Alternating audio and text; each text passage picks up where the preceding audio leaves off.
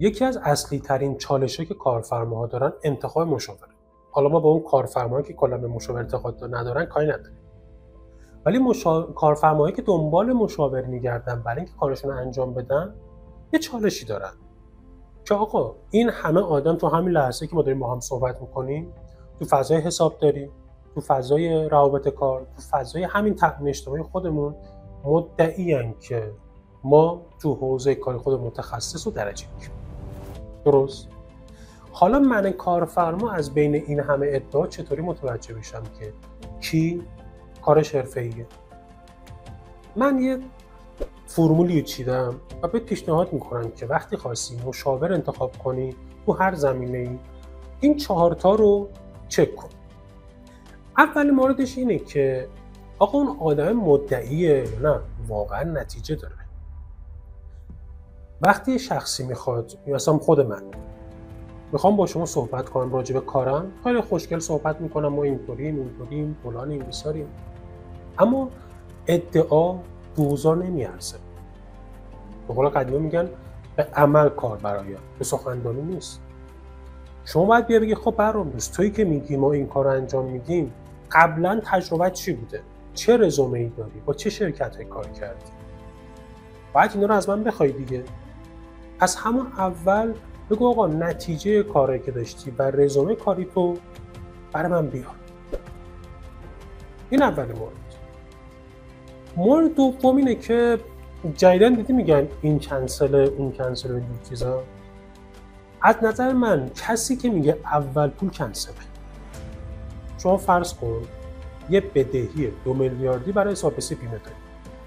دنبال شخصی میگردی بره ازت دفاع کنه از حقت و کمش کنه. من میگم که آقا من این بدهی حسابرسی رو کم میکنم، همه کاراشو انجام میدم، اینقدر همین اول میگیرم.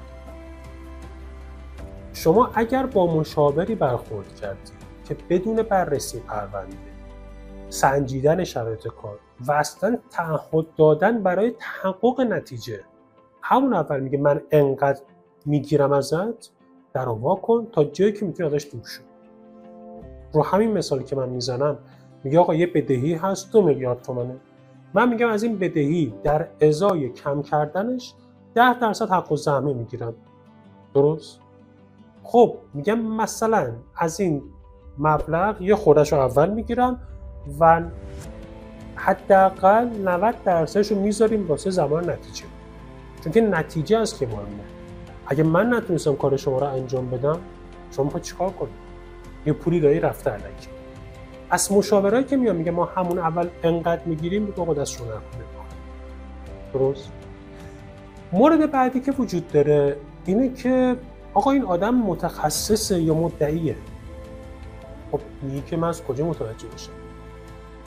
اکثر آدمایی که تو فضای مشاوره و اینجور دارن کار میکنن، تو فضای آموزش هم دارن کار میکنن، حداقل یه پیج تو اینستاگرام دارن.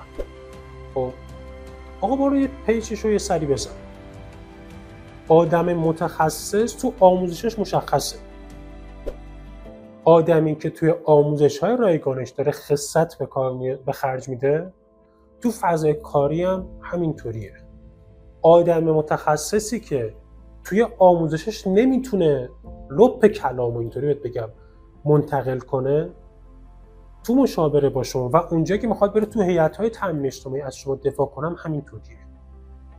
در نتیجه شما وقتی که این محتوا رو تو پیجش ببینید کامل متوجه میشید.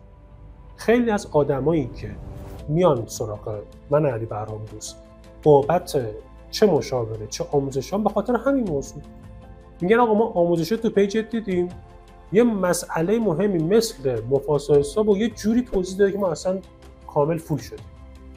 اصلا خیلی مهمه که اون آدمه متخصصه، آیا این تخصص رو میتونه منتقل کنه چه به شما چه تو هیئت‌های تامین اجتماعی برای دفاع کردن از شما. این خیلی مهمه. چهارمین مورد هم اینه که آقا بقیه مشتریاش تاییدش میکنن یا نه.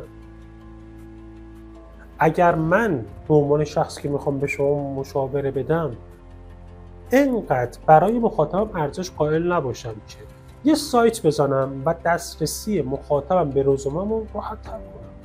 آقا بره ببینه من با چه شرکت‌های کار کردم، بیاد محتواهامو ببینه، بیاد نظر کسایی که توی دوره هم شرکت کردن ببینم و چیزای دیگه.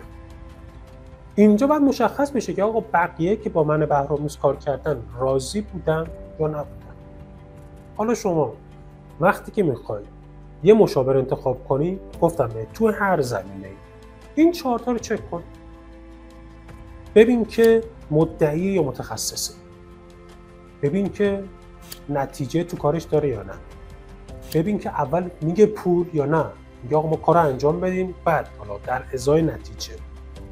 و اینکه یه آدم متخصص واقعی یا نه مدعیه که متخصصه. تو آموزشاش متوجه میشه. این 4 تا رو تو ذهنت داشته باش. و یه نکته راجع به حق المشاوره ها. آقا چرا حق المشاوره فلان مبلغه؟ ببین حق المشاوره که شما میگیری و با شخصی مثل من مشاوره داری، وقتی این 4 تا رو گذروندی و دیدی که اون آدمه اون شرایطش تیک خورد، شاید یه خورده رو مبلغ مردد باشی.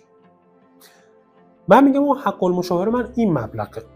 خب شما میای بابت بدهیت که مثلا 100 میلیون تومان یا نه اصلا 50 میلیون تومانه، من مبلغ بالا دیگه نمیگم، 50 میلیون تومان یا 100 میلیون تومانه، میگه آقا مشاوره میخوام بگیرم. شما با این مبلغی که داری پرداخت میکنی نه تنها اون بدهیت رو میتونی صفرش کنی، بلکه از اون به بعد شرایط و سیستم کاری بیمه‌تو، چه توریست بیمه، چه قراردادهای مشمول بیمه، مثلا مفاسد حساب گرفتن، چه حسابرسی بیمه، یه جوری میچینی که این بدهی‌ها دیگه تکرار نمیشه. پس اگر از اون ذهنیت هزینه منفعت که به نظر من یک کارفرما و یه مدیر مالی یکی از مهمترین مشخصه‌هاش همین تصمیم گیری بر اساس فایده و هزینه هست، وقتی اینو میسنجه میبینه که نه واسش ارزش داره.